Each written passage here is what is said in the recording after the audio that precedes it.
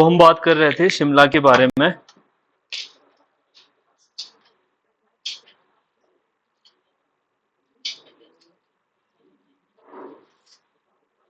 जिसमें हमने इसकी जियोग्राफी और economy we have done with that part. And Shimla the capital की हम बात कर रहे थे। इसमें हमने देखा बड़े सारे, अब बात ना करो, बड़े सारे जो गवर्नर इन जनरल है या फिर वाइस रॉयज है, वो कौन कौन शिमला आए और किसके टाइम में क्या जो काम है वो होता है। जैसे देखो, पहले बंगाल के सबसे पहले कौन बने थे? वॉरेन। किसके लिए मशहूर थे Warren Hasting?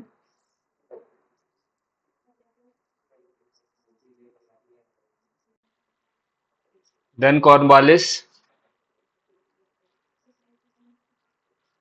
John Shore,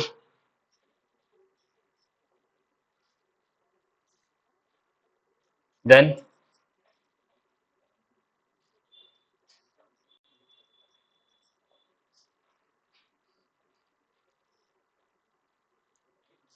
Barlow या John Barlow.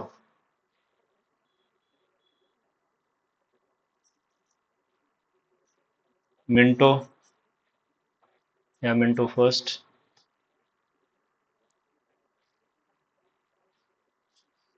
Lord Hasting.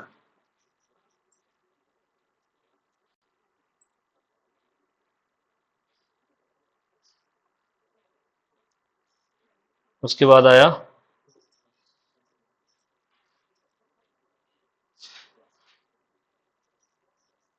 Lord Amherst, William Bentinck,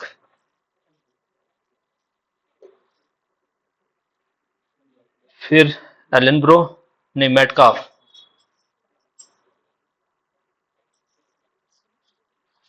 Metcalfe क्यों फेमस था?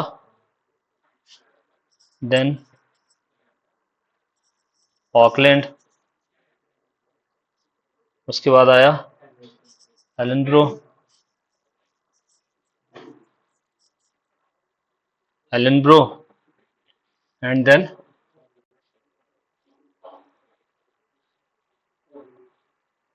हार्डिंग।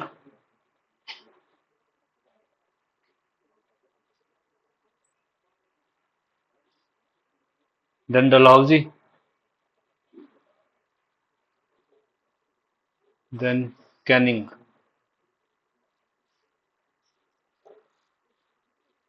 ठीक है, ये हमने देखे यहां तक के लिए up to William Bentinck. These were the governor general of Bengal. Governor general of Bengal, Bengal बड़ा प्रोविंस था, जो भी बंगाल का गवर्नर होगा that became the governor general of. और बाद में इसी को ये नाम दे दिया गया था 1833 का जो एक्ट था। और विलियम बेंटिक को हमने क्या बना दिया नेक्स्ट, अगला गवर्नर जनरल ऑफ इंडिया बना दिया है ना। हमने मॉडर्न हिस्ट्री में देख रखा है सारा। और ये अप टू कैनिंग तक के लिए सारे क्या कहलाएंगे? गवर्नर जनरल ऑफ इंडिया इनको बोला जाएगा। फिर उसके बाद यहाँ वाइस रॉयज आएंगे, वाइस रॉयस। और वाइस रॉय में भी देखेंगे 20 बने गए।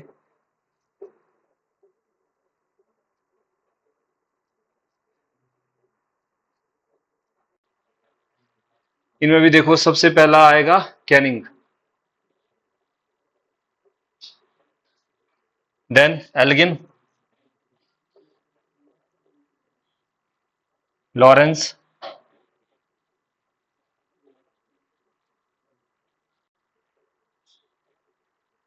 मायो,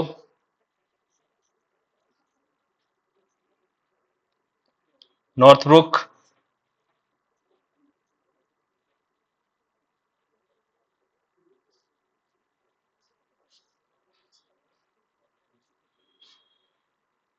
लैंडस्टोन,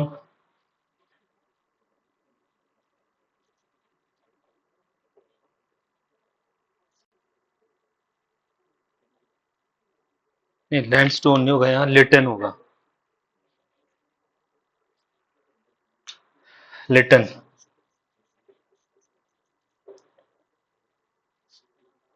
रिपन,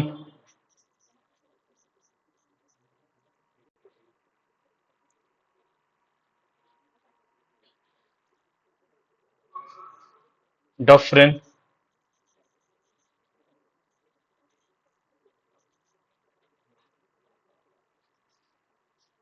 फिर आएगा Lansdowne.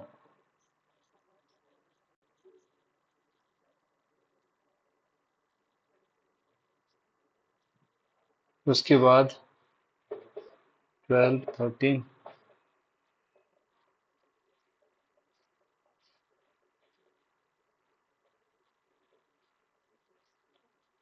Ripon, Dufferin, Lansdowne,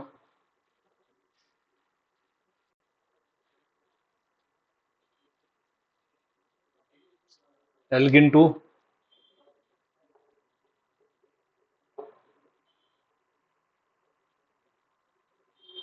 Curzon,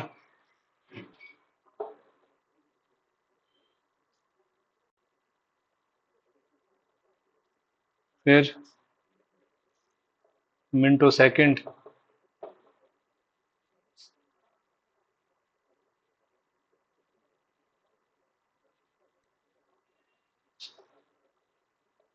Hasting,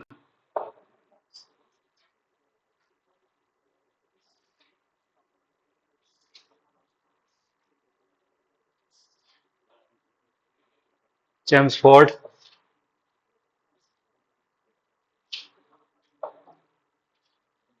reading, Irwin,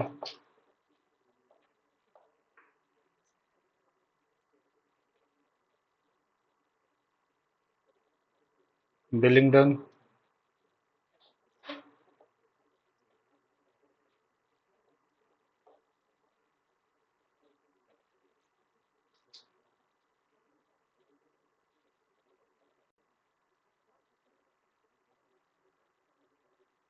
लिनिथ को,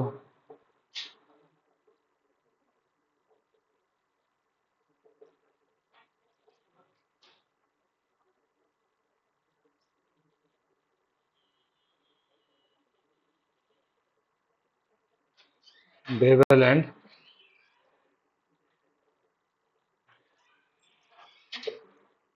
ये ना एक ज्यादा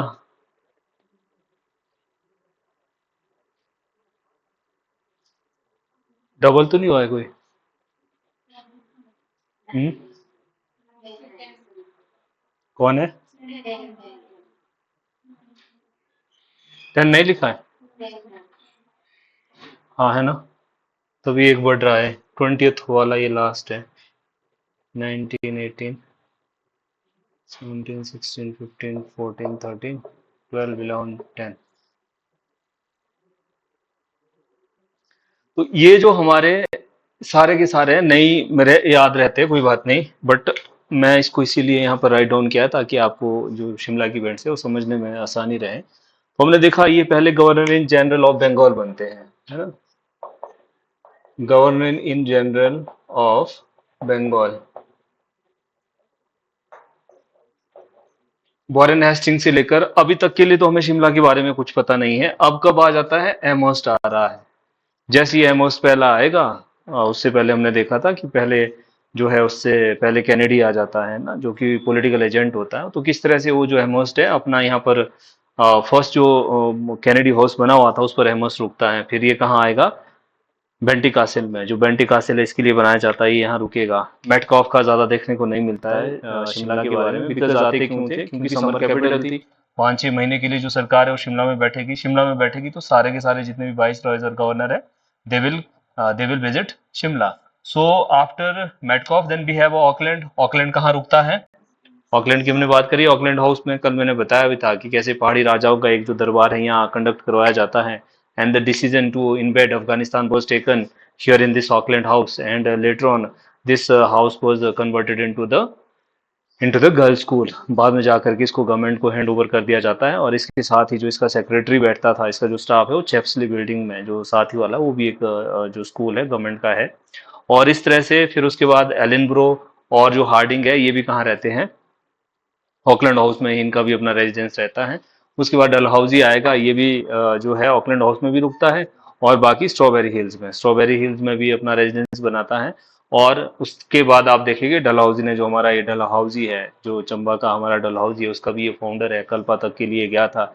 and he was the founder of the जो कालका शिमला हमारा कालका से क्वारिक तक के लिए, जो शिमला से क्वारिक तक के लिए नेशनल हाईवे है, उसमें भी इसका क्रेडिट जाता है ना। चीनी चीनी जो पुराना नाम हो कल्पा का था, वहाँ ये रहता था। और जो संजौली के पास वाला टनल है, अभी भी जो संजौली और ढली को टनल ये कनेक्ट करता है, वो भी इसके ही टेन्योर में बना था। उसके बाद आता है कैनिंग। कैनिंग भी थोड़ी शॉर्ट विजिट के लिए वो भी शिमला आता है। बट कैनिंग के बाद जो है वो एल्गिन, एल्गिन फर्स्ट है। एल्गिन फर्स्ट का भी हमने बताया था कि जो ये एल्गिन फर्स्ट है, ये क्या करता है। एल्गिन फर्स्ट और लॉरेंस मायो नॉर्थब्रुक लिटन और रिपन, ये जो सारे के सारे लोग हैं एल्गिन से लेकर के, एल्गिन जो फर्स्ट है ये पहली बार कहाँ रहता है, पिट्रॉफ में। ये इसका जो रेजिडेंस है वो शिफ्ट हो जाएगा, वो पिट्रॉफ में रहेगा। एल्गिन फर्स्ट पिट्रॉफ में रहेगा। फिर आएगा जॉन लॉरेंस। जॉन लॉरेंस का टाइम अगेन जो है वो बहुत ही इंपॉर्टेंट है जॉन लॉरेंस का। क्यों? एक तो ये पहला काम जॉन लॉरेंस क्या करेगा शिमला में,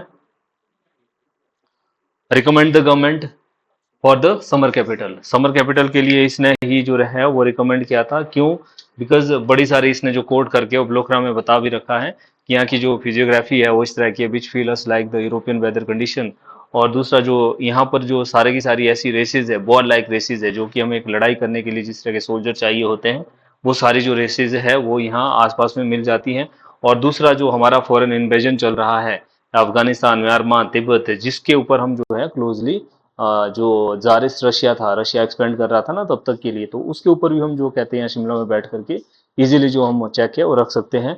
ये सारे के सारा जो रिकमेंड है वो किसके द्वारा किया गया था, लॉरेंस के द्वारा। Then in 1864 Shimla became as the summer capital of the India. उसके बाद फाइनली जो समर कैपिटल है, देखो इसकी जो फेम है, मैंने बताया इससे पहले, क्योंकि अब हो ही जाने लगी थी। अब जब वाइस रॉय खुद आ रहा है, गवर्नर इन जनरल खुद शिमला में बैठ करके आ रहे हैं, तो उसकी उसकी जो पूरी दुनिया में फेम है वो बढ़ रही है।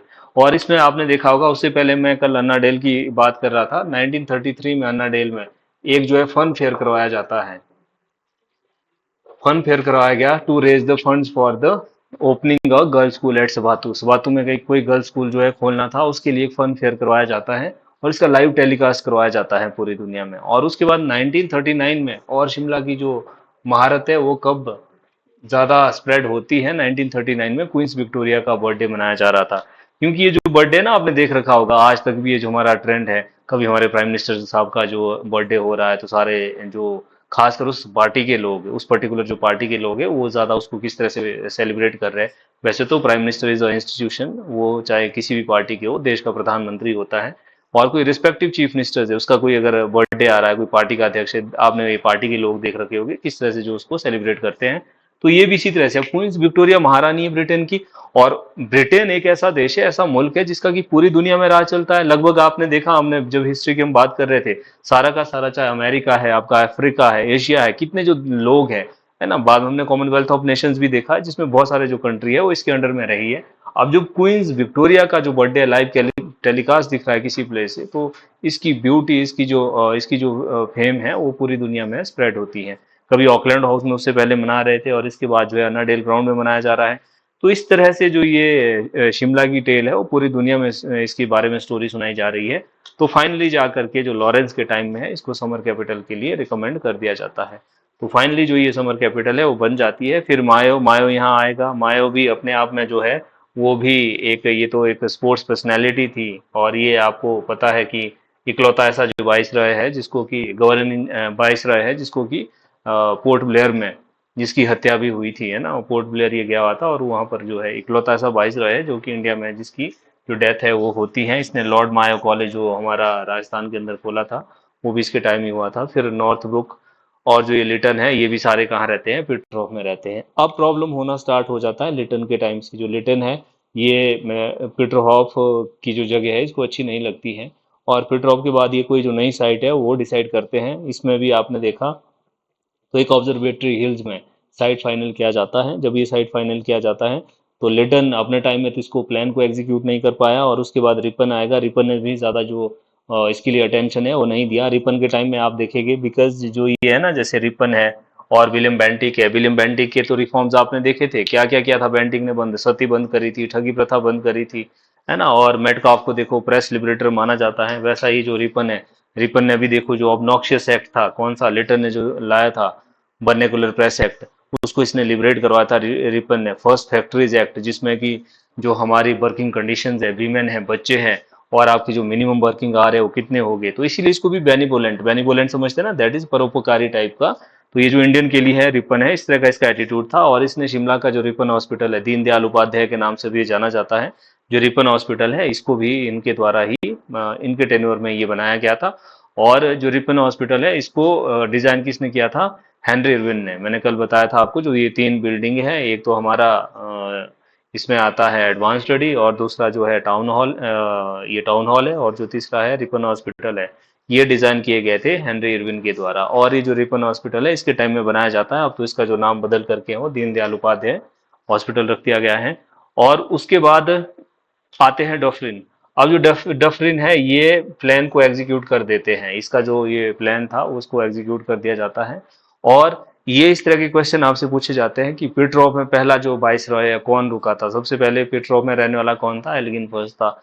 और जो लास्ट है वो कौन रहता है? डफरिन। डफरिन कुछ टाइम तक के लिए यहाँ रहेगा, और तब तक के लिए 1880 से जो ये बनना स्टार्ट हो जाता है, और 1888 के लिए बन करके तैयार हो जाता है। डफरिन का आपको पता है इसके टाइम में क्या बनी थी? भारतीय राष्ट्रीय कांग्रेस। ये इवेंट भी शिमला में हुआ था, एओ ह्यूम के द्वारा रौतनी कासिल में 1885 में भारतीय राष्ट्रीय जो कांग्रेस है उसकी नींव रखी गई थी। INC, Indian national Congress, Indian national जो कांग्रेस है, जिसका कि गोकुल दास तेजपाल संस्कृत कॉलेज बॉम्बे में पहला जो अधिवेशन है वो होता है, इसकी नींव भी यहाँ पर शिमला में रौतनी कासिल में रखी जाती है। This event again happen during the time of Lord Dufferin. Then उसके बाद आता है लैंडस्टोन, एंड लैंडस्टोन के बाद आएगा एल्गिन टू। अब जो है वाइसराय कहाँ चलेगा? वो कहाँ बैठेगा? बाइस रिगर लॉज में। ठीक है, बाइस रिगर लॉज में। और ये जो एल्गिन है, ये अलोंग विद बाइस रिगर लॉज, बाइस रिगर लॉज, ये द रिट्रेट को भी,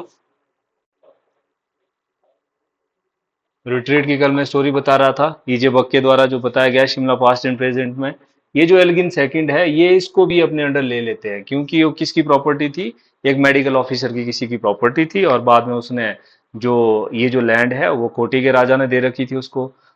300 एकड़ का जो लैंड था उसमें फॉरेस्ट भी है, वो इसको लीज पर दे रखा था, ताउम्र का लीज था। और फिर ये किसके पास आ गया था? विलियम हे के पास। विलियम हे जो कि शिमला के कमिश्नर थे, और बाद में जो है द रिट्रीट इसको बनाया जाता है। उसके बाद ये राष्ट्रपति जो भवन है वो बहुत लेट बनाया जाता है, बट अभी भी ये सिर्फ जो है प्रेसिडेंट जब यहाँ पर निवास में आ रहे हैं तो उनका ही एक जो रेजिडेंस है वो माना जाता था, जब वो 6 महीने के लिए यहाँ सरकार आ रही है। तो ये सारे का सारा जो टाइम, सारे का सारा काम है वो एल्गिन सेकंड के, एल्गिन जो सेकंड है वो इसको द रिट्रीट को ले लेते हैं। फिर उसके बाद अगेन आएगा कर्जन। कर्जन अब स्पीड अप करेगा कालका शिमला रेलवे को। कालका शिमला जो रेलवे है, रेलवे लाइन है, इसको आपको पता है, this is one of the milestone in the field of engineering in the 19th century. ये जो 19th-20th सेंचुरी का है सबसे बड़ा जो 90th और 20th सेंचुरी का, later 90th and early 20th century का one of the greatest work in engineering आप देख रहे हैं। तब के बाद हम शिमला से 1 किलोमीटर आगे भी रेलवे को एक्सपेंशन नहीं कर पाए हैं। तो ये जो है, ऐसा नहीं है कि काम इनके टाइम इसमें स्टार्ट हो रहा था, बट इसको इन्होंने स्पीड अप कर लिया। एच एस जो हैरिंगटन है वो इसके चीफ इंजीनियर थे। एच एस जो हैरिंगटन है, वॉज द चीफ इंजीनियर। और आपको पता है ये 96 किलोमीटर का पैच है, शिमला से लेकर कालका तक के लिए। नैरो गॉज है, समझते हैं ना, narrow gauge, broad gauge. 1067 mm का जो है ये इसका ट्रैक होता है ना, इसका इसका जो डिफरेंस बीच में जो वाइड विड्थ होती है वो इतनी होती है। तो ये बनाया गया था। एच एस हैरिंगटन इसके जो है वो चीफ इंजीनियर थे। और इसमें सबसे बड़ा जो टनल है, 1043 मीटर का, 1 किलोमीटर से भी बड़ा ये जो टनल है, ये है बड़ोग टनल। और बड़ोग टनल है, ऐसा माना जाता है कि जो कर्नल बड़ोग है वो उनके सुपरविजन में ये जो टनल है वो बनाया जा रहा था। और बाद में कहते जब उसके जो दोनों दोनों कॉर्नर थे वो नहीं मिल पाए, तो उसके लिए जो है उनको फाइन किया जाता है ब्रिटिश अथॉरिटी के द्वारा। He was fine ₹1, and colonel Barog along with his dog he committed a suicide। British officials की लॉयलिटी आपने देखा होगा, जब भी हम बात कर रहे थे कि हमारा एक जो रीजन है, जो ब्रिटिश की जितने भी ऑफिसर्स थे ना, मैंने पढ़ाया आपको हिस्ट्री में, जिसमें चाहे रॉबर्ट क्लाइव है, वॉरेन हेस्टिंग है, आर्थर वेल्सली है, है ना, कि इनको जो ये टाइटल मिले थे, इनमें जो स्पिरिट ऑफ नेशनलिज्म है वो बहुत ज़्यादा थी। हमारे राजो महाराजों की तरह नहीं थे, है ना, कि पहले टीपू को मारो फिर मराठों को मारो, है ना, इस तरह से जिस तरह से हम जो इनकी गिरफ्त में चले गए थे, तो इनमें जो स्पिरिट ऑफ नेशनलिज्म है वो बहुत ज़्यादा थी। इस वजह से जो ये लोग हैं ये इतने लॉयल अपने देश की सर्विसेज के लिए थे, तो बाद में इस जो बड़ोग ने है वो सुसाइड कमिट कर लिया। और आज भी अगर आप देखो तो घोस्ट स्टोरीज ऑफ बड़ोग लिखी जाती हैं, जिसमें अभी भी ऐसा मानते हैं कि उनकी जो कहते हैं आत्मा है, ये जनश्रुतियाँ सारी और जो घोस्ट स्टोरीज है बड़ोग के बारे में वो लिखी गई है। वहाँ बताया जाता है कि जो ये कर्नल बड़ोग है आज भी जो इनकी आत्मा है उस टनल में कहते मिलती है, कई बार लोगों को सुनाई पड़ती है, वैसा माना जाता है। और बाद में फिर जो है ये जो दोनों सिरे हैं, बाबा भलकू राम जो थे ये चायल के रहने वाले थे, इन्होंने एक लाठी से सर्वे किया था और जो इस टनल के दोनों सिरे हैं वो आपस में मिलाए थे। आज भी जो है उनको उनको जो है वो उनका जो वो लाठी है आज भी शिमला के रेलवे का जो म्यूजियम है bus stand, old bus stand के साथ, वहाँ पर जो बाबा भलकू राम है उनकी ये जो लाठी है वो रखी गई है। तो ये जो सारा काम है, 107 टनल थी इसमें, अब वो 103 रह गई है। 103 नंबर आपने देख रखा होगा शिमला में, उसमें से भी अब फंक्शनल तो कम है। 103 नंबर की ये टनल थी जो अभी भी 103 के नाम से ये जो स्टेशन है वो जाना जाता है। और एक जो तारा देवी के पास जो टनल है, कहते हैं इसके लिए भी, इस टनल के लिए भी बहुत ज़्यादा जो टाइम है, लोकल जो इसमें लोग हैं वो एम्प्लॉयज़ थे और उनके द्वारा ये बनाया जा रहा था। और ऐसा माना गया कि जो पहाड़ी है वो वहाँ की जो देवी है, वहाँ की जो तारा देवी की जो डाइटी है, कहते हैं वो मना कर रही है इस पहाड़ी में टनल बनाने से। और ऐसी अफवाह फैली गई, जब वो बीच तक के लिए गए हुए थे उस टनल में खोदते हुए, तो वहाँ पर कहते जो है एक कोई बहुत बड़ा जो सांप है वो निकला हुआ है। और सारे के सारे जो लोग हैं वो अल्टीमेटली जब पूरा खोद दिया जाता है तो उसमें एक वो पाइप था, जो कोई लोहे का पाइप है वो बना हुआ था, और लोगों ने उसको एक जो है वो सांप बना के वो चले हुए थे। तो इस तरह से ये जो कालका शिमला रेलवे लाइन है वो करजन के टाइम में कंप्लीट कर दिया जाता है। 1903 में ये जो वर्क है वो पूरा तैयार हो जाता है। फिर इसके बाद अगला जो है वो मिंटो सेकंड आएगा। मिंटो सेकंड के बाद आपने देख रखा होगा मुस्लिम लीग की फॉर्मेशन होती है। मुस्लिम लीग का जो डेलीगेशन है, मुस्लिम डेलीगेशन शिमला मिलने आता है, जिसको आगा खान लीड कर रहे होते हैं, बकार उल मुल्क, बशीम उल मुल्क, है ना, ये जो लोग थे मुस्लिम लीग को बनाने वाले, जिसका कि 1906 में नींव रखी जाती है। तो इनका ये जो कॉन्फ्रेंस है, इनका जो एक डेलीगेशन है लॉर्ड मिंटो से मिलने के लिए शिमला आता है। तो हिस्टोरिकल पार्टियां हैं, चाहे भारतीय राष्ट्रीय कांग्रेस है चाहे मुस्लिम लीग है, इन सब का जन्म भी कहाँ हुआ है, शिमला में ही इनका जन्म माना जाता है। तो इस तरह से ये जो है मुस्लिम लीग है इसकी स्थापना यहाँ पर हो जाती है। फिर उसके बाद हेस्टिंग आएगा, चैम्सफोर्ड आएगा, उसके बाद आगे देखेंगे आप, अब गांधी जी की जो विजिट है वो शिमला चलेगी। ये बहुत बार पूछा जाता है कि गांधी जी पहली बार शिमला कब आए, दूसरी बार कब आए, तीसरी बार कब आए। तो टोटल आप देखेंगे 10 टाइम जो गांधी जी हैं, 10 विजिट उनकी गांधी जी की शिमला होती हैं। और पहला जो उनका विजिट है 1921 में, 1921 में गांधी जी का फर्स्ट विजिट होता है। और लॉर्ड रीडिंग के टाइम में शिमला गांधी जी आएंगे और शिमला के रिज मैदान में एक जो रैली है या एक जो जनसभा है उसको भी संबोधित ये करेंगे। और जब गांधी जी आए थे तो शांति कुटीर में ये रुकते हैं, शांति कुटीर में गांधी जी रुकेंगे। और उसके बाद दूसरी बार जो गांधी जी है वो आएंगे बिलिंगडन के टाइम में, सेकेंड टाइम 1931 में। सेकेंड टाइम जब 1931 में आएंगे, इस टाइम बिलिंगडन होगा, इस टाइम इनके साथ मदन मोहन मालवीय, लाला लाजपत राय थे। जब गांधी जी फर्स्ट टाइम आए, जब गांधी जी फर्स्ट टाइम आते हैं तो इनके साथ कौन कौन थे, लाला लाजपत राय और मदन मोहन मालवीय। 11 मई, ये पहला दिन भी अगर लिखना हो तो 11 मई 1921 को गांधी जी जो पहली बार आए थे, और मदन मोहन मालवीय और लाला लाजपत राय भी इनके साथ थे। तो फिर बिलिंगडन आता, बिलिंगडन के टाइम आते हैं और ये H.W. एमरसन के घर में रुकते हैं। ये एमरसन था होम सेक्रेटरी, समझते हैं ना, होम सेक्रेटरी जैसे अमित शाह जी हमारे होम मिनिस्टर है, उनके साथ जो सेक्रेटरी होगा होम का, लॉ एंड ऑर्डर की हाईएस्ट अथॉरिटी होती है ना, ऑन ब्यूरोक्रेसी। तो H.W. एमरसन के घर में रुके थे एवेलॉज। ये जो एवेलॉज है ये आज भी चौड़ा मैदान के साथ एच यूनिवर्सिटी का लॉ कॉलेज है ना, जो लॉ के स्टूडेंट्स है बीबीए करते हैं, ये यूनिवर्सिटी के अंडर ही ये चलता है अभी भी, इन्हीं का ये कैंपस है एवेलॉज। तो ये H.W. एमरसन की ये प्रॉपर्टी थी। दूसरी बार गांधी जी यहाँ पर रुकते हैं। फिर तीसरी बार 1931 में ही आएगी, दोबारा से 1931 में थर्ड टाइम आएंगे। इस टाइम ये रुकेंगे फायर ग्रोव में। फायर ग्रोव में। ये एक कांग्रेस जन थे, लाला मोहनलाल, उनकी ये प्रॉपर्टी थी। इनके घर में ये दूसरी बार रुकते हैं, जाखू के पास में ये जो घर है वो बताया गया है। फिर फोर्थ टाइम में दोबारा आएंगे बिलिंगडन के टाइम ही 1931 में दोबारा से, 1931 में दोबारा से आएंगे। इस टाइम गॉर्टन ग्रोव में रुकेंगे।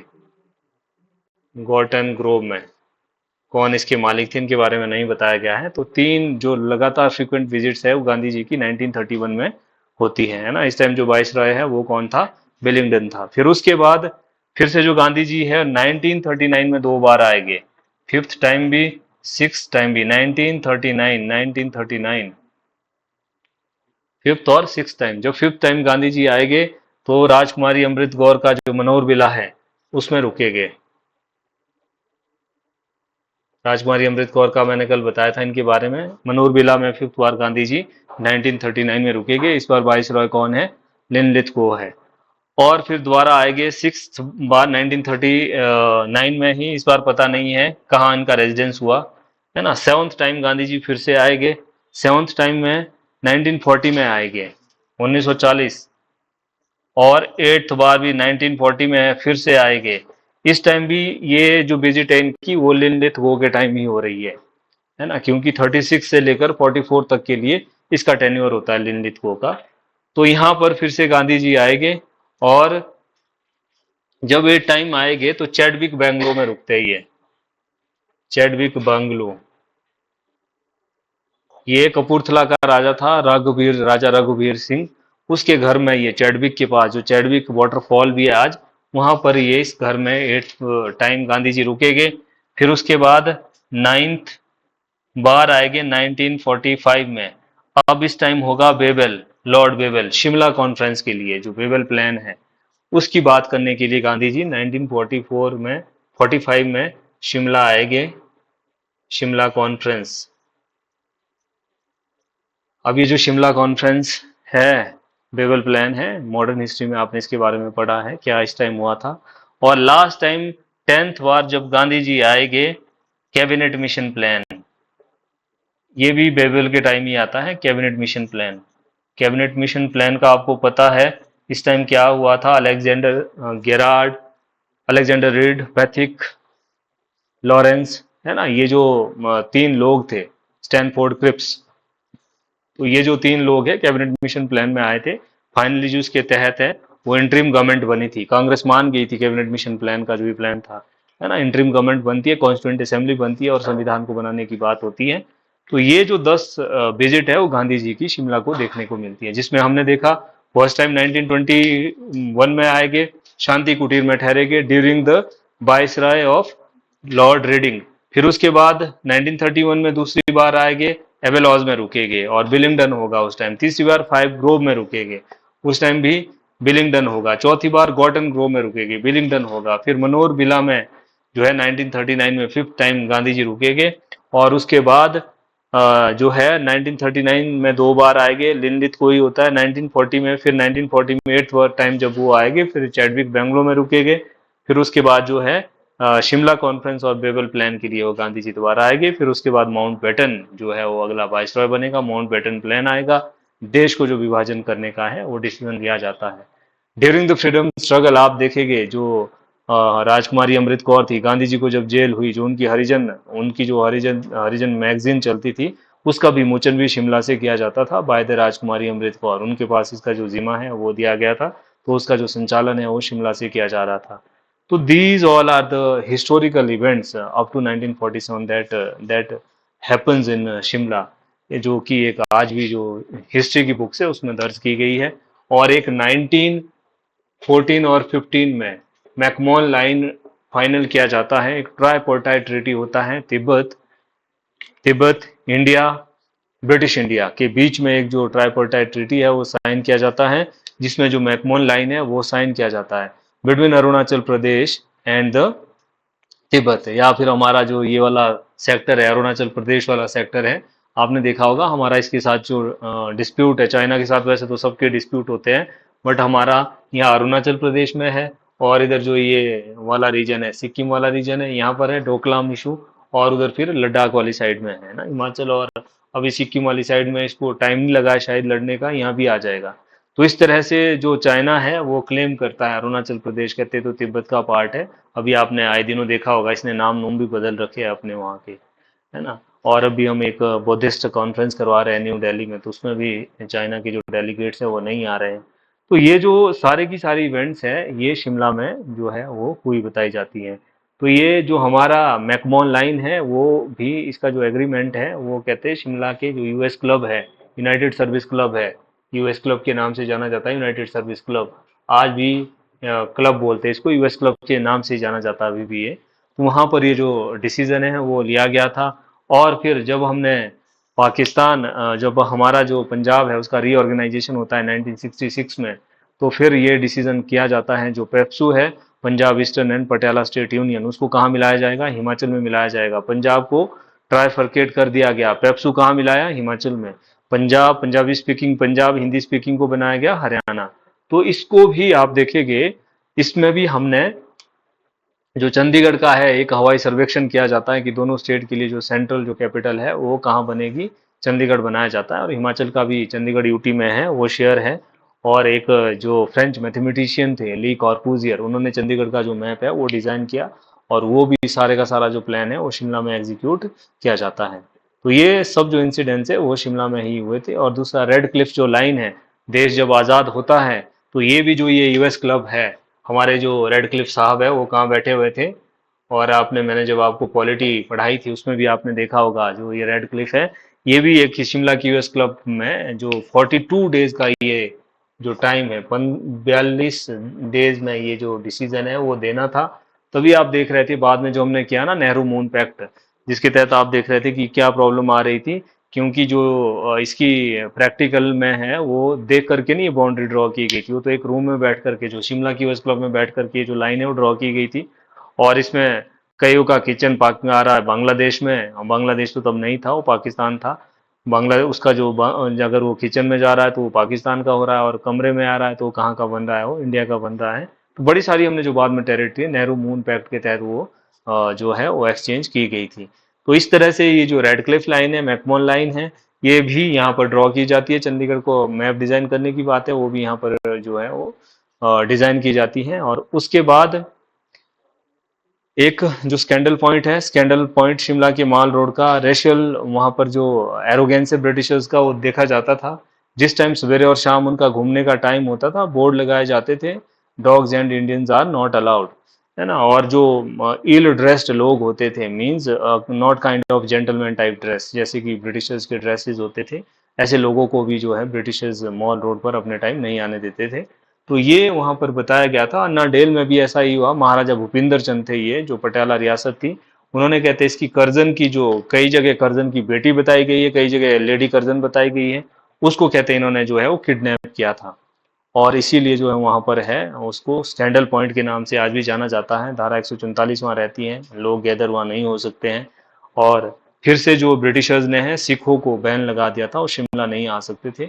और उसके पैरेलल उन्होंने एक जो और कस्बा है वो बसाया गया, चायल, है ना, जो पटियाला की समर कैपिटल है, वो चायल को इन्होंने अपना बनाया था। और ये जो रीडिंग है, रीडिंग के टाइम में इसकी जो वाइफ थी लेडी रीडिंग, इसके नाम का हॉस्पिटल खुला हुआ था, जिसको कि अब कमला नेहरू हॉस्पिटल के नाम से जाना जाना जाता है। ये लेडी रीडिंग के नाम से ये भी जो है इसके टाइम में, है ना, शिमला के फेमस हॉस्पिटल्स है। और स्नोडन, जिसको कि अब इंदिरा गांधी मेडिकल कॉलेज, वो रॉबर्ट फ्रेडरिक रॉबर्ट की वो प्रॉपर्टी थी, कमांडर इन चीफ थे इंडियन आर्मी की, उनकी वो प्रॉपर्टी थी। बाद में उसमें स्नोडन हॉस्पिटल खोला जाता है और 1985 में उसको बनाया बनाया गया इंदिरा गांधी मेडिकल कॉलेज, पहला हिमाचल प्रदेश का जो ये गवर्नमेंट कॉलेज है वो बनता है। So these are the events which is happening at the time of freedom movement. तो ये जो सारे हॉस्पिटल है, चाहे हमारा रिपन हॉस्पिटल है, या फिर लेडी रीडिंग हॉस्पिटल है, या फिर हमारा जो आईजीएमसी है जिसको कि स्नोडन हॉस्पिटल के नाम से भी जाना जाता था, 1985 में उसको भी मेडिकल कॉलेज है वो बना दिया गया है ना, जो कि एक रॉबर्ट फेडरिक रॉबर्ट की जो पहले है प्रॉपर्टी हुआ करती थी। सो हमने इसके फेमस एजुकेशनल इंस्टीट्यूशन देखे। और एक जो टनल है, दो जो टनलें हैं, एक तो संजौली वाली है, वो भी किसने बनाई, वो भी बनाई गई थी by the tenure of eight the time of Dalhousie, और इसी टाइम कहते इसकी डेथ भी हुई थी, डलहौजी के टाइम में बनाई गई। और जो दूसरा ये जो कर्जन है वो बनाता है, कर्जन ने एक तो क्या किया, शिमला कालका रेलवे लाइन को भी इसने पहुंचाया। और जो दूसरा है, इसके टाइम में ब्लेसिंगटन कोर्ट से लेकर जामी मस्जिद तक के लिए, जो अभी भी लोअर बाजार में टनल है ना, जो लक्कड़ बाजार बस स्टैंड के लिए जाती है, आइस स्केटिंग रिंक, और जो उसको ब्लेसिंगटन आइस स्केटिंग रिंक नाम है उसका। और दूसरा एक मस्जिद है, उसको वो एक कोने से दूसरी साइड को जोड़ती है, तो वो भी करजन के टाइम में बनाई गई थी। ये जो टनल है ये इसके टाइम में बनाया जाता है। और जो दूसरा टनल है, जो विक्ट्री टनल है, वो बनाया था after the second world war. जो सेकेंड वर्ल्ड वॉर खत्म हो जाता है उसके बाद, जो ये सेकेंड वर्ल्ड वॉर नहीं, फर्स्ट वर्ल्ड वॉर के बाद जो इनकी जीत हुई थी धोरी राष्ट्र की, उसके उपलक्ष्य में जो इन्होंने है वो विक्ट्री टनल बनाया गया था। और फिर हमने लॉरेंस के टाइम का भी देखा। लॉरेंस क्या करता है, शिमला को कैपिटल भी बनाता है, और इसने लॉरेंस असाइलम खोला था। कहाँ खोला था? कसौली में। जो बच्चे ऑर्फन है उनके लिए जो स्कूल है, 1851 में खोला गया था। और बाद में इसी तरह का जो है बिशप कॉटन स्कूल है, ये जतोग में 1859 में खोला जाता है, और जो कि बाद में प्रेजेंट लोकेशन नॉल्स वुड के लिए उसको शिफ्ट किया जाता है। तो ये सारे के सारे जो इवेंट्स हैं वो कहाँ हो रहे थे? शिमला में जो है वो हैपन हुए। और उसके बाद 1972 का आप देखेंगे, भारत पाक जो समझौता है, जब हमने जो 1971 का वॉर जो लड़ा गया, उसमें भी हमने जो जुल्फिकार अली भुट्टो और इंदिरा गांधी है वो कहाँ साइन करते हैं? बानर्स कोर्ट में। तो ये सारे के सारे जो हिस्टोरिकल इवेंट्स है वो शिमला में हुए बताए जाते हैं। और हमने कल देखा था कि जो बेगार है शिमला में, 1921 में बेगार को एबोलिश किया जाता है with the efforts of Samuel Ivan Stokes. 1921 में शिमला हिल्स से बेगार को खत्म कर दिया जाता है, क्योंकि जैसे ये ब्रिटिश आते हैं ना, तो उनका लगेज ट्रांसपोर्ट करने के लिए बड़े सारे जो बेगारीज है, बेगार, आप you know the meaning of बेगार। तो ये जो बेगार है 1921 में, इसको शिमला से हटाया गया था। एक शिमला के कमिश्नर थे एडवर्ड, उन्होंने ये जो बेगार है वो बैन कर दी थी, बट बाद में यूरोपियंस का प्रेशर आया और फिर से ये रीइंस्टेट करनी पड़ी। तो इस तरह से जो है। और ये सैमुअल इवांस जो जो स्टोक्स है, 1920 का जो नागपुर सेशन हुआ था भारतीय राष्ट्रीय कांग्रेस का, उसमें भी इन्होंने पार्टिसिपेट किया था। So this is all about the Shimla. और शिमला म्यूनिसिपैलिटी, आजकल शिमला एमसी के चुनाव भी हो रहे हैं, तो शिमला जो म्यूनिसिपैलिटी है वो पहली बार म्यूनिसिपैलिटी बनी 1852 में। 1852 में शिमला म्यूनिसिपैलिटी बनती है, और 1871 में इसको first class municipality in India, first class municipality का दर्जा इसको दिया गया पूरे इंडिया में। और 1978 में ये पहला हिमाचल का म्यूनिसिपल कॉरपोरेशन बनाया जाता है। तो आई थिंक मैंने सारे के सारे जो फैक्ट्स है वो आपको बता दिए हैं। और जो इसकी हिस्टोरिकल बिल्डिंग्स है, शिमला का जो रिज है वहाँ से दो लाहौल स्पीति के ग्लेशियर कौन दिखाई देते हैं? सोनापानी और गेफांग, वो जो दो ग्लेशियर हैं वो नज़र आते हैं। हमने सारी हिस्टोरिकल बिल्डिंग्स की बात करी, whether Rothney Castle, Town Hall, Gaiety Theatre, Ripon Hospital, Snowdon Hospital, and Barnes Court, Ellerslie, Gorton Castle, Ravenswood. तो ये जो रोथनी कासल, बेंटनी, ये सारे के सारे जो है, या फिर वाइल्ड फ्लावर हॉल, तो ये हमने सारी की सारी जो प्रॉपर्टी है, या स्ट्रॉबेरी हिल्स, और ये जो शांति कुटीर था, और या फिर मनोर विला है, इन सब की हमने बात करी। These are the historical building of Indian Institute of Advance Study है, चाहे या फिर पेट्रॉफ है, या फिर ऑकलैंड हाउस है, या फिर कैनेडी हाउस है। इन सारी की सारी जो हिस्टोरिकल बिल्डिंग्स है, इसके बारे में हमने देखा। तो ये सब कुछ जो इन्फॉर्मेशन है, this is all about the Shimla the capital. इसके बाद में आप देखेंगे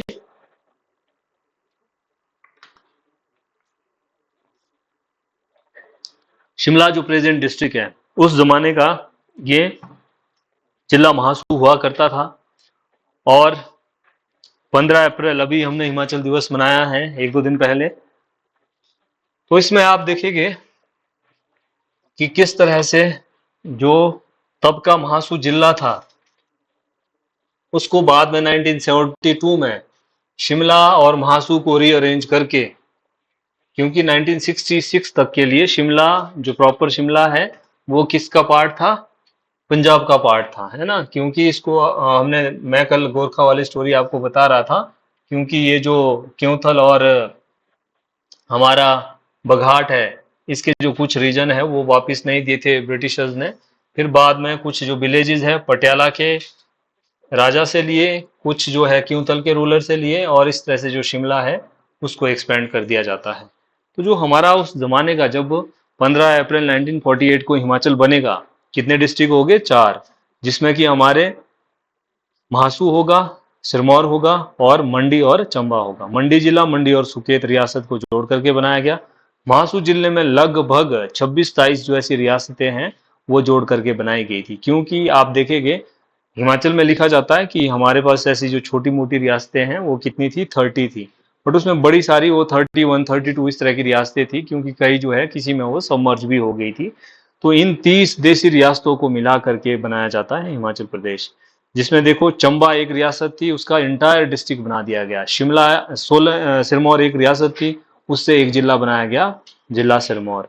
और मंडी अलग रियासत थी, सुकेत अलग रियासत थी, उससे मिला करके बना दिया गया जिला मंडी।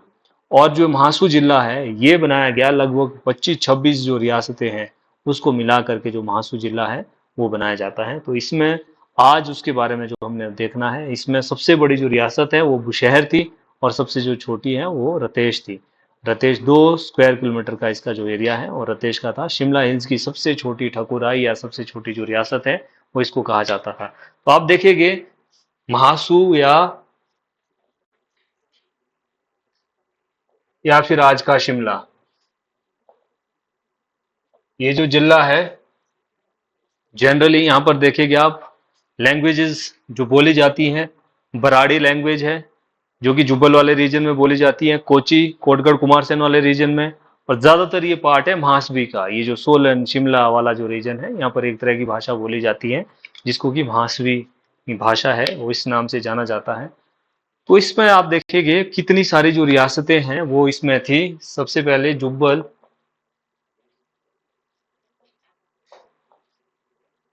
Jubbal, राविनगढ़, Sairi, Tharoch,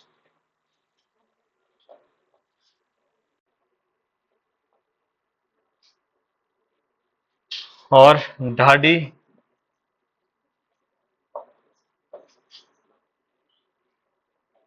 Theog,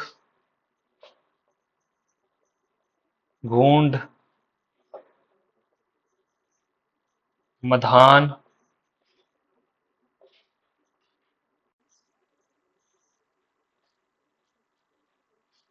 Kumarsain,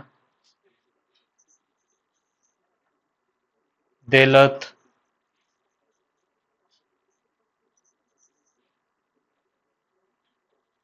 Khaneti,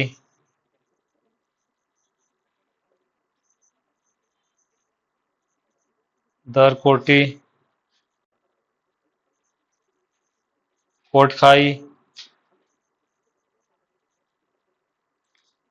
and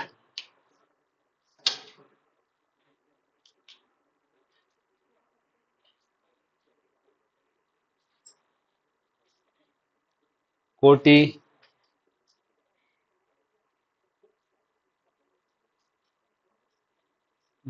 Haji,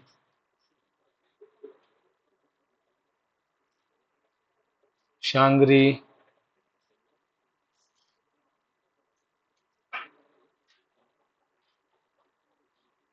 hmm, 14, 15, 16, 17। Shangri के बाद है बुशहर,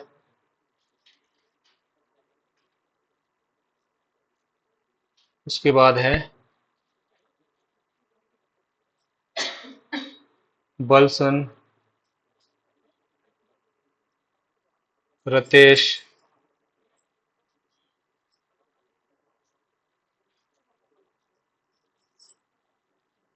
और इसके बाद है क्योंथल।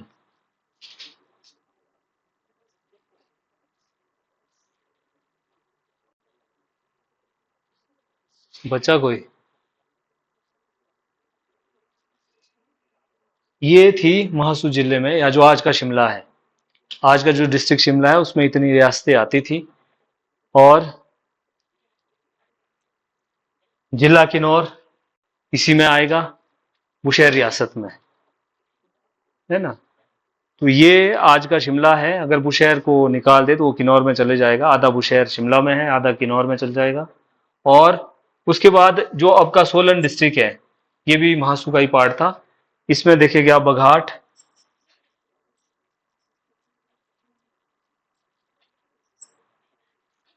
भागल,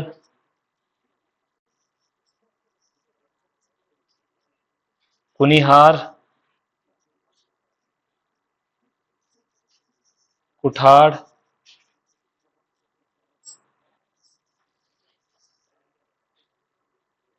मांगल,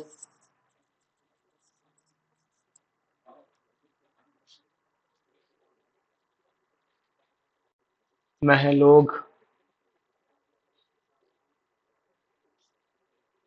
एंड भेजा।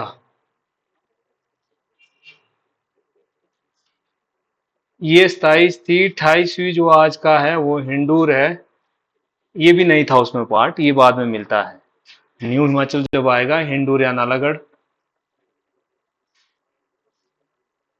इसीलिए इसको भी पार्ट में नहीं लेते हैं। अब ये 27 जो ये रियासतें थी, इससे मिलकर के तो क्या बना? नासू। और हम कहते हैं 30 रियासतें थी, और 30 अब कितनी बची? सिरमौर एक, चंबा दो, मंडी तीन, सुकेत चार। 27 + 4 31। 31 हो गई है, बट उसमें से ऐसा मानते हैं कि जो शांगरी है वो कहते मर्ज हो गई थी। जो शांगरी है वो कुमारसेन में मर्ज हो गई थी। इसीलिए जो हम है 30 रियासत को ही लेकर के चलते हैं। इन रियासतों को मिला करके हिमाचल प्रदेश का जन्म होता है। तो अगर आज मैं बात करता हूं, आज जो है इस महासू के 3 जिले बने हुए हैं, जिसमें सोलन है, और किन्नौर है, और शिमला है। और इसमें भी आप देखेंगे बुशहर के जो कुछ पार्ट को निकाल करके हैं वो हमने बना दिया डिस्ट्रिक्ट किन्नौर। और यहाँ पर जो है बघाट, भागल, कुनिहार, कुठाड़, मांगल, महलोग, बाजी, हिंडूर, इसको मिला करके हमने बना दिया। कुछ एक पोर्शन जो है क्योंथल का भी है, बाकी क्योंथल शिमला में है। ये जो है इससे हमने सोलन जिला बना रखा है। तो इस तरह से ये जो ठकुराइयां हैं, 18 ठकुराइयां या 12 ठकुराइयां हैं, इनके नाम बताए जाते हैं। अगर आपने हिस्ट्री में इनके बारे में पढ़ना है तो इसमें से एक तो आपके पास बुशहर इंपोर्टेंट है, क्योंथल इंपोर्टेंट है, जुब्बल इंपोर्टेंट है। बाकी के कौन फाउंडर थे, कहाँ से आए थे, ज्यादातर ये इनके बारे में पूछा जाता है ना। और कोई किसी राजे का नाम है तो वो भी हम देखेंगे। तो इसमें आप देखेंगे जो जुब्बल है उसका फाउंडर था करमचंद।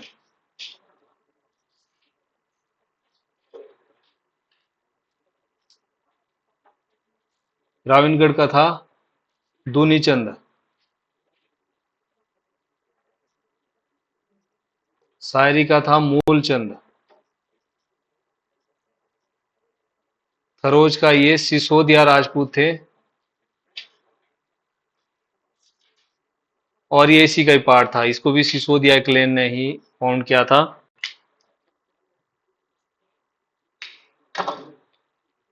उसके बाद ठियोग, जयसचंद,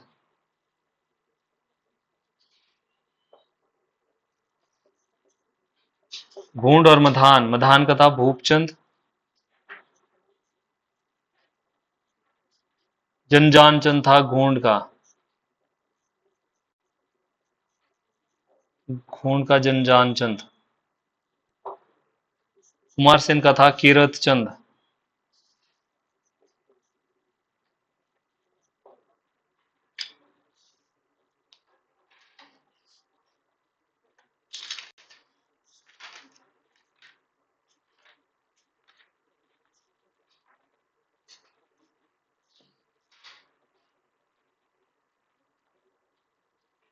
खनेटी का था सबीर चंद। ये सबीर चंद इसका बेटा था कीरत चंद का। और देलत का था पृथ्वी चंद, ये इसका भाई था। कीरत चंद का ये भाई था। दरकोटी दुर्गा चंद, मारवाड़ से आया था ये। कोटखाई का अहिमल चंद।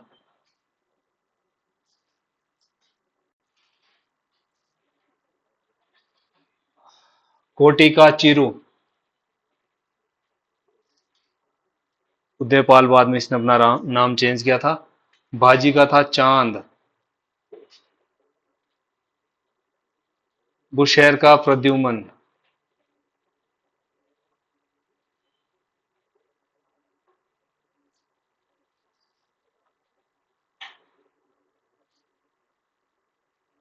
इसका था अलख सिंह राठौड़।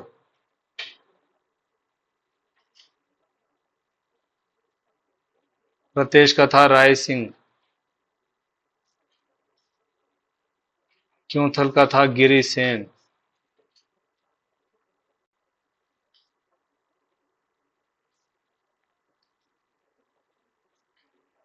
बघाट का था बसंत पाल, क्योंकि हरिचंद पॉल भी कहा जाता था। और भागल का था अजय देव।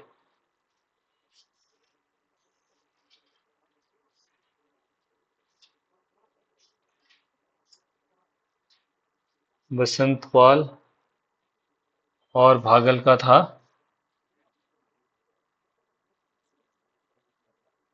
अजय देव। कुनियार का था अभोज। अखनूर जम्मू से आया था अभोज देव।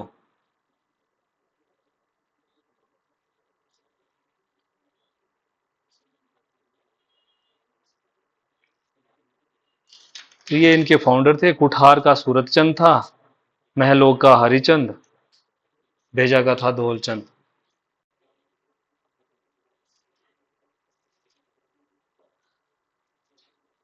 इसका था सूरतचंद।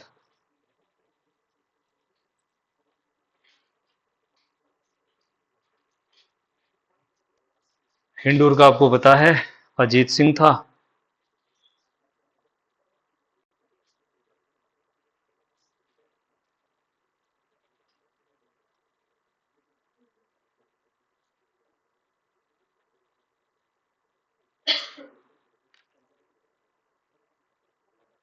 ये मंगल सिंह था, इसने फाउंड कर रखा है। ये भी बिलासपुर की ऑफशूट थी ये मंगल सिंह।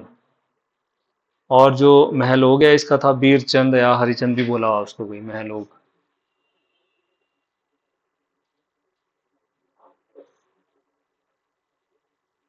ये आपको नाम तो इनके ध्यान होने ही चाहिए, है ना। इसका था अजीत चंद।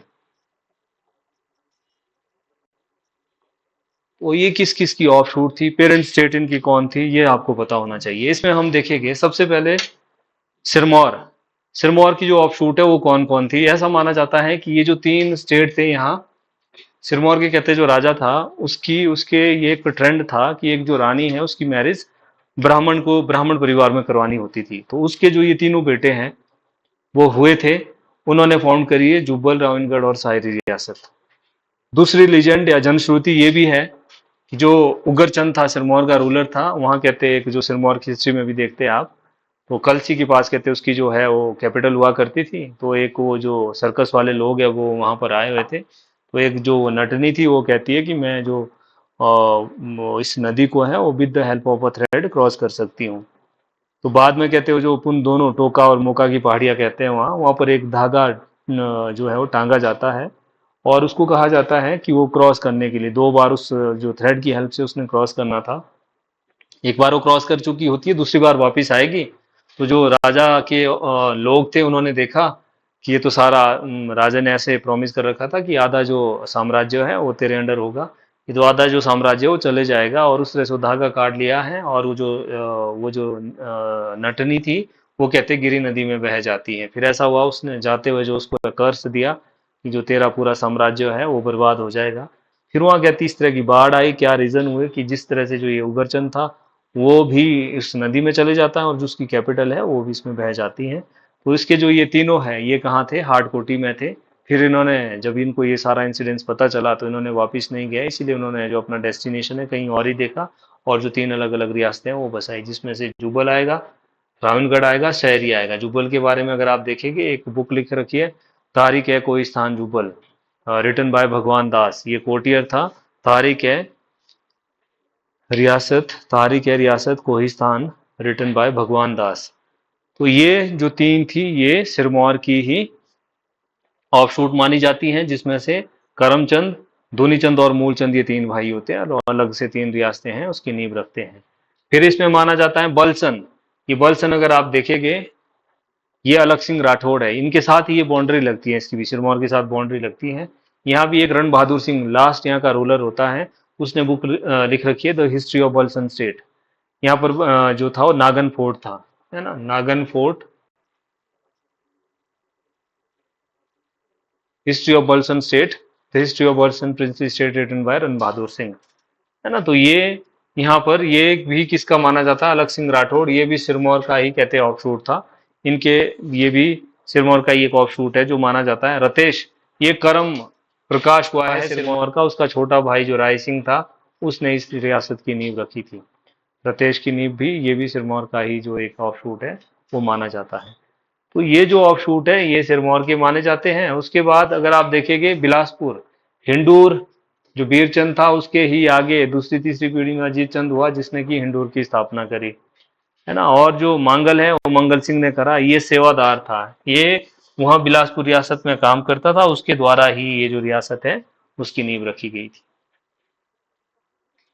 फिर उसके बाद जो कुटलहर है, कांगड़ा की जो ये रियासत थी, कुटलहर जो रियासत है वो माना जाता है कि उस वो भी एक ब्राह्मण के द्वारा फाउंड की गई थी। तो उसके जो चार बेटे थे, कहते चीरू, चांद, शोगु और भोगू,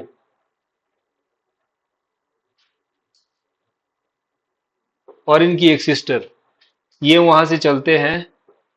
तो इस चीरू ने तो फाउंड करी कोटी, उदयपाल बाद में अपना नाम रखता है ये।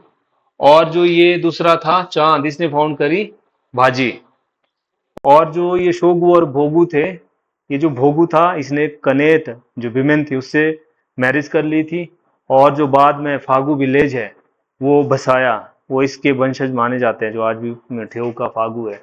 और ये जो शोगु और इसकी एक बहन थी वो स्पिरिचुअल वर्ल्ड में चले गए, तो आज भी इस रीजन में इनको as a as a deity माना जाता है, देवता और देवी के रूप में जो इन दोनों को है वो आज भी पूजा जाता है।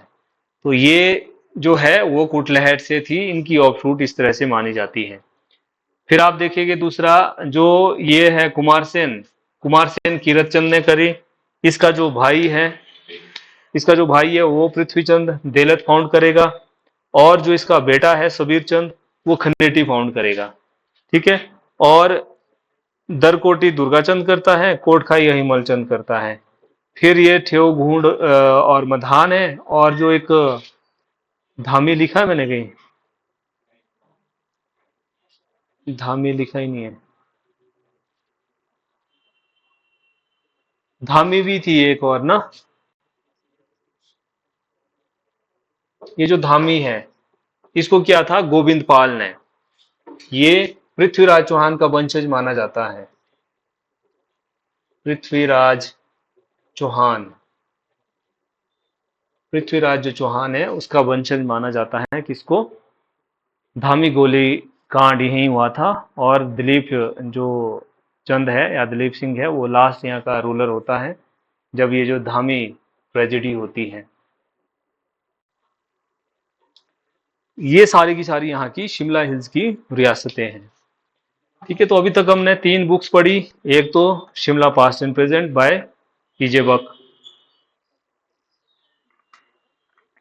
तारीख है कोहिस्तान रियासत जुब्बल भगवान दास ने, और एक लिखी है the history of Balsan state रण बहादुर सिंह ने। तो ये तीन बुक्स इनके ऊपर पड़ी हुई है। इसके बाद जो मेन जो रियासत आएगी हिस्ट्री में जिसको आपने पढ़ना है वो है बुशहर। बुशहर में रूलर के नाम आएंगे, प्रद्युमन इसका फाउंडर होगा, द्वारका के राजा, श्री कृष्ण का ये बेटा होता है। उसके बाद आएगा चतर सिंह, छतर सिंह, फिर आएगा कहरी सिंह,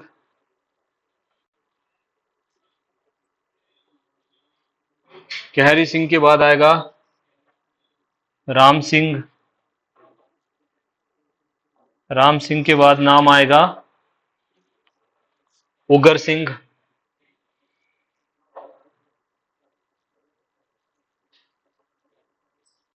उगर सिंह के बाद नाम आएगा मोहिंदर सिंह,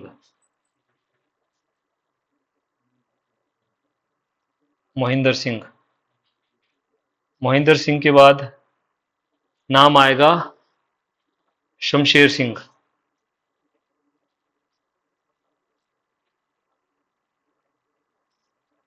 शमशेर सिंह के बाद बीच में टीका रघुनाथ भी आएगा।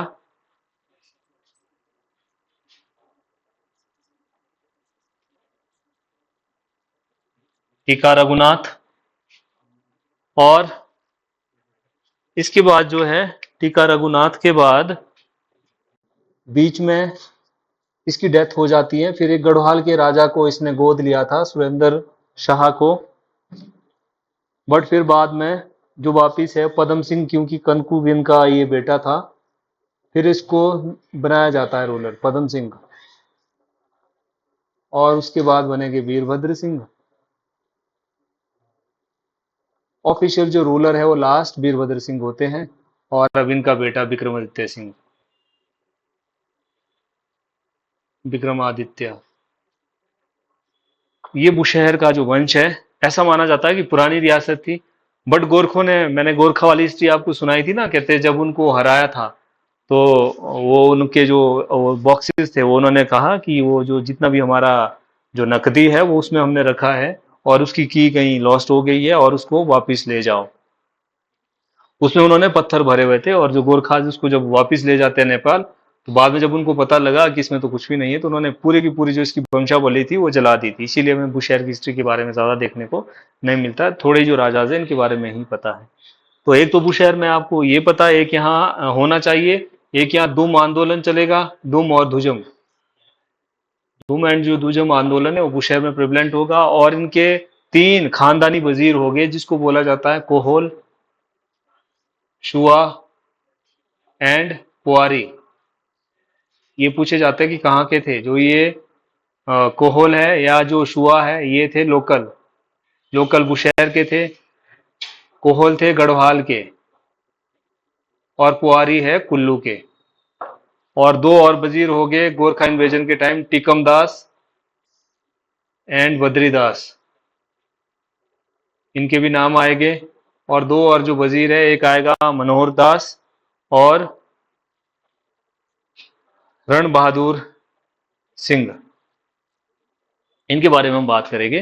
तो बुशहर जो रियासत है, ऐसा माना जाता है कि ये जो बुशहर रियासत थी, तीन कहते वृंदावन और जो हमारा मथुरा था, वहां पर तीन देवताओं का जन्म होता है, जिनमें अन्नपूर्ण, तपपूर्ण और देवपूर्ण थे। तो ये जो देवपूर्ण है ये कामरू आता है, देवपूर्ण जो है वो कमरू आता है। और उससे पहले जो दो और है, तपपूर्ण और ये अन्नपूर्ण, ये कहाँ रहते हैं? टिहरी गढ़वाल में। क्या बताया मैंने? तीन देवते थे, अन्नपूर्ण, तपपूर्ण और देवपूर्ण। अन्नपूर्ण कहाँ आएगा? वो शहर आएगा। और इनका जन्म कहाँ हुआ था? वृंदावन और मथुरा में। तो फिर जो ये दो है वो कहाँ रुकते हैं? टिहरी गढ़वाल में। अन्नपूर्ण कहाँ आएगा?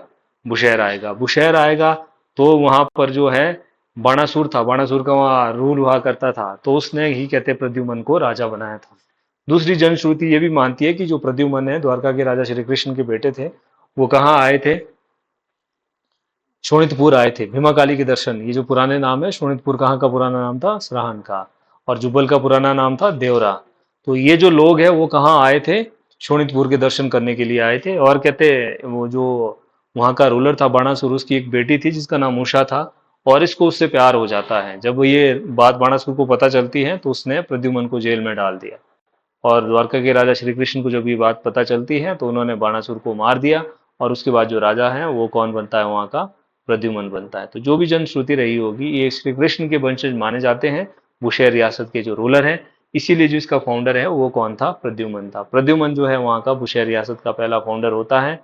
और जो उसके बाद है वो अगला जो रूलर है वो कौन बनेगा? और प्रद्युमन ने कमरू, कमरू आज भी सांगला वैली में विलेज आता है, वहां पर इसने अपनी जो कैपिटल है वो बनाई।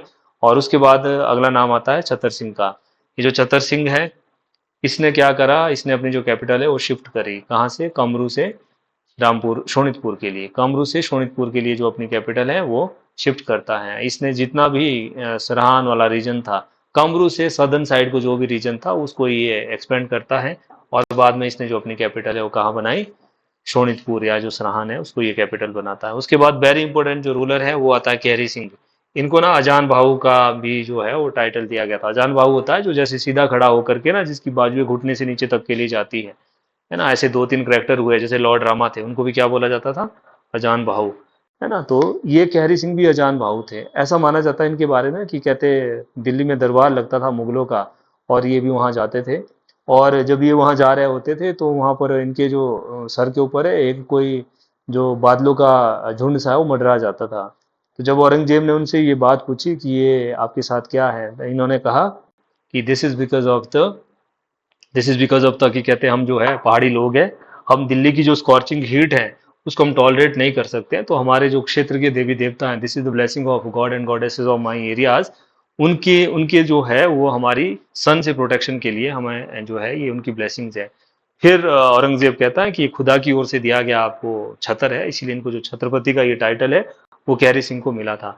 दूसरा ये माना जाता है कि जो तिब्बत का उस टाइम जो रूलर है वो था, तिब्बत का जो ग्रज या दोके, ये तिब्बत का रूलर था।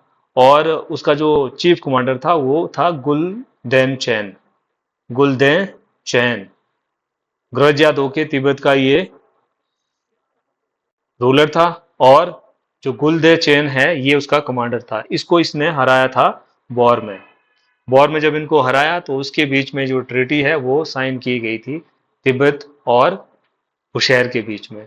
और ये ट्रीटी के अंदर बताया गया था कि until this white crow turns black, कि हिमालय का जो कैलाश पर्वत है जब तक उसकी सारी की सारी जो बर्फ है वो पिघल नहीं जाती है, व्हाइट क्रो उसको बोला गया, वो ब्लैक नहीं हो जाता, मीन जो उसका सारा जो बर्फ है वो मेल्ट नहीं हो जाता है, तब तक के लिए जो कैलाश माउंटेन है that will remain as the boundary between Tibet and Bushahr. तो ये हुआ भी ऐसा ही, हमारा और जो बुशहर और तिब्बत है उनके बीच में फ्री ट्रेड होता था। क्योंकि मैंने आपको बताया जो गोरखास थे उनकी यही मंशा थी यहाँ पर, क्योंकि सारे के सारे जो व्यापार के रास्ते थे वो किसके कब्जे में थे, गोरखास के। तो इसीलिए जो है वो यहाँ पर आए थे, क्योंकि रामपुर की लवी इसके द्वारा शुरू की गई 1683 में। Oldest trade fair in Himachal Pradesh, Rampur का जो लवी का मेला है इनके द्वारा स्टार्ट किया जाता है। और जो प्लेनो के लोग हैं वो यहाँ पर जो सेंट्रल एशिया का जितना भी, चाहे नेवजा है, चिलकोजा है, पश्मीना है, इसका जो यहाँ पर ट्रेड है वो किया जाता था, जितना भी ड्राई फ्रूट्स आ रहा है।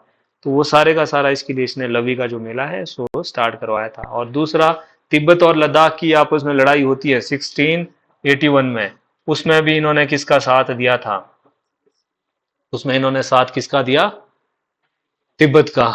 लद्दाख का साथ मुगल दे रहे थे और इन्होंने किसका साथ दिया, तिब्बत का, जिसमें तिब्बत जीत गया। और बदले में इनको गिफ्ट दिया हांग रांग। ये जो हांग रांग है आज भी अपर किन्नौर है ना, लोअर किन्नौर के लोग अपर किन्नौर जो है इनको ज्यादा अब तो नहीं, अब तो जो है सारा जो रीजन है वो मॉडर्नाइज हो गया। अर्लियर इनको इंफीरियर माना जाता था as compare to lower Kinnaur. तो हांगरांग जो वैली है वो इसको गिफ्ट में मिली है, तिब्बत के द्वारा ये दी गई है, क्योंकि इसने जो लद्दाख के अगेंस्ट इसको वॉर में वो हेल्प किया था।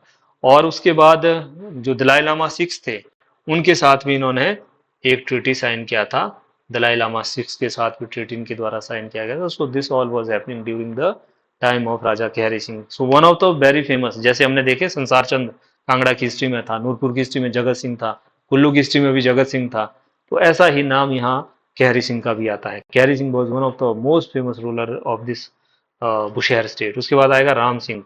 राम सिंह जी क्या करेंगे, कैपिटल शिफ्ट कर देंगे रामपुर के लिए, सरहन से रामपुर के लिए कैपिटल शिफ्ट करेंगे। और कुल्लू के विधि सिंह ने इस टाइम इनके ऊपर अटैक किया था और कुछ जो इनका एरिया है वो इस पर कब्जा किया था इसने, विधि सिंह ने। उसके बाद उग्र सिंह आता है। उग्र सिंह के टाइम में क्या हुआ, सिरमौर और जो बुशहर है इनकी बहुत कट्टर दुश्मनी आपस में थी, मैट्रिमोनियल अलायंस इनके आपस में नहीं होते थे। इसने पहली जो है सिरमौर के राजा की जो बेटी है उससे मैरिज करता है, तो इसलिए जो इनके रिलेशन है वो भी समहाउ नॉर्मलाइज हो जाते हैं। किसके टाइम में, उगर सिंह के टाइम में। तो अब तक के लिए गोरखों का इन्वेजन चल रहा था during the time of Ugar Singh. अभी तक के लिए तो गोरखे हिम्मत नहीं कर पाए थे, क्योंकि बाकी ठाकुराएं तो उन्होंने जीत ली थी, बट जो बुशहर है वो अपने आप में एक बड़ी स्टेट थी, इसीलिए गोरखे अभी तक तो इसके ऊपर अटैक नहीं कर पाए। जैसे ही उगर सिंह की डेथ होगी तो गोरखे भी अटैक करेंगे।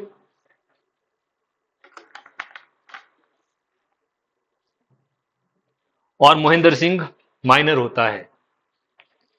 मोहिंदर सिंह जब माइनर होगा तो इस टाइम जो गोरखाज उसके ऊपर अटैक करेंगे और जो राजमाता है वो अपने बच्चे को लेकर के वो डीप किन्नौर हिल्स में चली जाती है। और शोल्टू ब्रिज के पास तो गोरिल्ला किन्नौर फोर्सेस थी, उन्होंने इनको आगे गोरखास को वहां से आगे जो है वो क्रॉस नहीं करने दिया।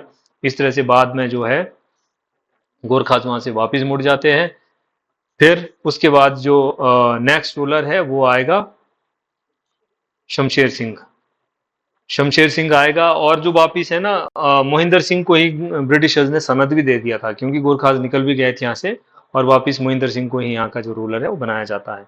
ये भी पूछा जाता है कि